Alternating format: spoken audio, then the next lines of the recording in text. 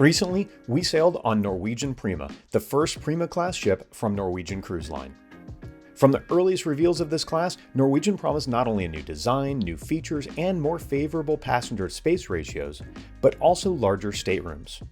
There's no doubt that on this last point, they delivered.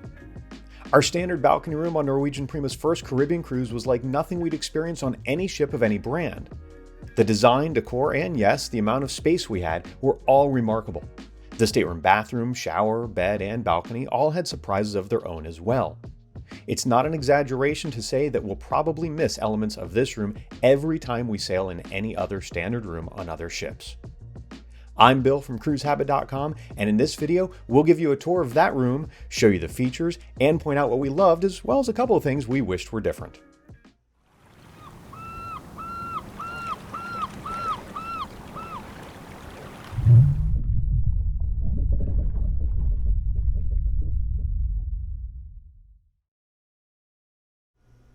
This is room 12172 on Norwegian Prima. It's a standard balcony room, category BA. It's the most typical type of room that you'll find on this new ship. As soon as you walk in, you notice it's a pretty big stateroom. In fact, this was easily the largest standard stateroom that we'd ever been in on any cruise ship, and that's something Norwegian advertised right out the gate when this ship was announced. Probably the only part of this room that you could describe as a bit smaller than expected is as soon as you walk in, the closets. There are two sliders. They can only be opened one at a time, one section of the closet on each side, as well as an open section with a coat rack of sorts. This is that open section, extra pillow storage above, the coat rack or whatever you wanted to hang there. Then there's a shelf below and another little cubby underneath that. Next to there, you'll see a full-length mirror handy for getting ready, but that's actually mounted to the first of the two sliders. They are slow open, slow close. You'll want to make sure they're fully closed at night though, because a light does turn on when they're open. Some cubbies below, as well as a hotel safe. A little strange the hotel safe isn't deeper, but we found it perfectly useful. Similar section on the other side when you move those doors. There's also an additional shelf that can fold down on this section if you would like. There's a small love seat on the same wall as the bed. Really cool artwork and lighting against that wall. I love that. Not sure how unique it is to each room, but looks neat. That nightstand has a couple drawers. The lamp there also has a USB-A and a USB-C port for you to charge your phone or anything that you might need. Across the other side, there's another nightstand. We found the bed pretty comfy, by the way. Not the best, not the worst, but more than serviceable. That other nightstand is a bit slimmer and doesn't have drawers, but still has that same type of light and some storage. The vanity is pretty standard. There's a drawer for storage. You've got a mini fridge off to the side. Several outlets we'll show in a moment. And there's a light around the mirror to make it easy to get ready or to just add light to the room. Something my spouse definitely appreciated, you don't have to hold the button down on that blow dryer in order to keep it turned on. In the mini fridge, you will find a couple bottles of water stocked there at an additional charge. On the left side of the vanity, there's a US outlet, USB-A, a USB-C, though it's only 5 volts, so you're not going to charge a laptop very quickly on that, and then an EU outlet. Next to the phone, 2 more US outlets, in addition to some switches. And then next to the bed, there's an additional US outlet, which is great for a CPAP or anything else you might want to charge next to the bed in addition to the USBs. Before we get out to the balcony, let's talk about the bathroom because the bathroom is remarkably large in this stateroom. It's kind of fantastic, actually. Storage shelves on the left, both top and bottom, plus a small drawer on the left side. Under the sink, and it's a big sink by the way, under the sink there's additional storage, and in there were some extra towels we didn't notice until the last night, in fact. The shower is especially large as well and has a really cool door design that kind of swings in while it swings out, but I hope that doesn't become a maintenance issue over time. I can be a bit picky about shower heads. This was a perfectly fine shower head, good pressure as well. I think it's the same one that we had on Celebrity a couple times.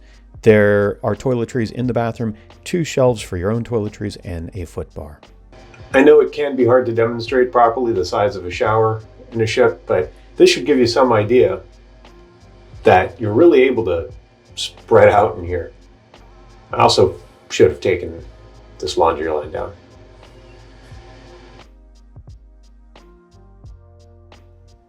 Back out next to the front door, you've got a couple things going on here. There's a master power switch, and then there's this card holder. These have become popular on ships where you put your key card in, and when you take it out, it cuts power to the room to save energy. That's great. NCL gives you a card here though instead of your key card, tells you to take it out and put it in. Seems like it defeats the purpose to me, somewhat at least. A switch would have worked fine, but it's there, it works. There's something else that it does outside of the room, and I'm going to show you that in just a minute. Up here, however, this is the thermostat. You can adjust the temperature. There's a quick cool mode. We didn't use that, but I can see how it could be very useful, as well as buttons for do not disturb and make up the room. Outside in the hallway, the selections on this panel also control these lights. So if the card is in there, it's set to home. If I hit do not disturb, that light comes on. And if I want service, the green light comes on. This is really helpful. Some ships are starting to bring this back. I don't know why they don't all have them. I think it's a great concept and much better than door tags. Now let's move to the more picturesque part of the room, and that's the balcony. As we walk that direction though, I want to point out the bed is higher than on a lot of cruise ships, allows for even better underbed storage, and makes it a little easier to get in and out, in my opinion.